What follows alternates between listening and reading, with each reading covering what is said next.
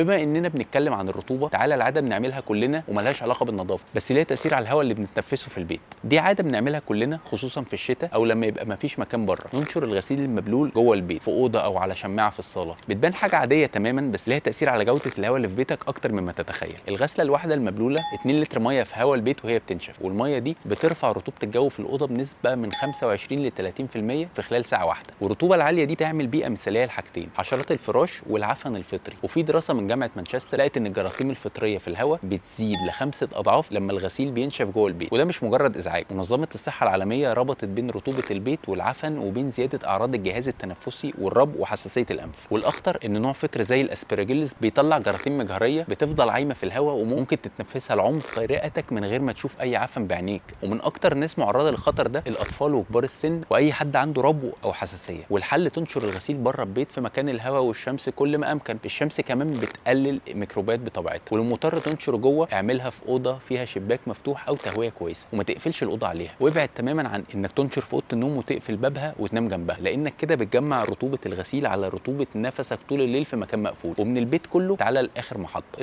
المطبخ فيه عادتين بنعملهم كل يوم وبينقلوا بكتيريا واغلبنا مش واخد باله منها. اول عاده فوطه المطبخ، فوطه الواحده بتنشف بيها ايدك، بتنشف بيها الاطباق، تمسح بيها الترابيزه وتشيل بيها حله من على النار. الفوطه دي بتنقل بكتيريا من سطح للتاني، ولانها بتفضل رطبه البكتيريا بتلاقي فرصه مثاليه تتكاثر فيها. عشان كده توصيه انك تغير فوطه المطبخ كل يوم وفورا لو لمست لحمه او فراخ نيه. تاني عاده ودي منتشره جدا عندنا، بتدوق الطبخه بمعلقه وترجع نفس المعلقه تقلب بيها وتكمل الطبخ. اللي بيحصل انك بتنقل بكتيريا من بقك للطبخه كلها، ولو الاكل هيتساب فتره قبل ما يتاكل او يبرد البكتيريا دي بتلاقي وقت تتكاثر. الموضوع اوضح لو حد تاني هياكل من نفس الطبخ. الحل للفوطه خلي عندك اكتر من واحده، وافصل بين فوطه الايد وفوطه الاطباق والمسح وغيرهم كل يوم. وعشان تدوق طعام استخدم معلقه نظيفه كل مره تدوق بيها، وما ترجعهاش في الاكل بعد ما تحطها في بقك. معلقه صغيره على جنب هتحل الموضوع كله. لو لاحظت كل العادات دي ليها حاجه مشتركه، والحلول كلها بسيطه وببلاش تقريبا. مش محتاج تقلب بيتك، محتاج بس تاخد بالك من العادات الصغيره دي. قول لي في الكومنتات ايه اكتر عاده من دول كنت بتعملها وما عندكش فكره انها غلط، ولو في عاده في بيتك بتسال عنها اكتبها لي واقول لك العلم بيقول ايه. Stay safe.